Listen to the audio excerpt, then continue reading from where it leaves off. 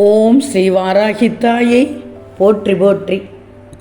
என் அன்பு குழந்தையை, உதிர்ந்து கிடக்கும் பூக்களின் வாழ்க்கை முடிந்து போவதில்லை.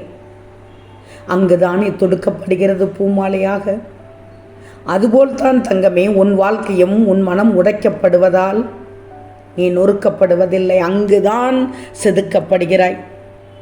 எப்போதும் தோல்வியை தனியே பிரித்து பார்க்காதே, அது வெற்றியின் ஒரு அம்சம் என்பதை உணர்ந்துக்கோ. வாழ்க்கையில் 2 வாய்ப்புகள் உள்ளது. 1, உன்னால் மாற்ற முடியாதவற்றை ஏற்றுக்கொள்வது. 2, ஏற்றுக்கொள்ள முடியாதவற்றை மாற்றி காட்டுவது.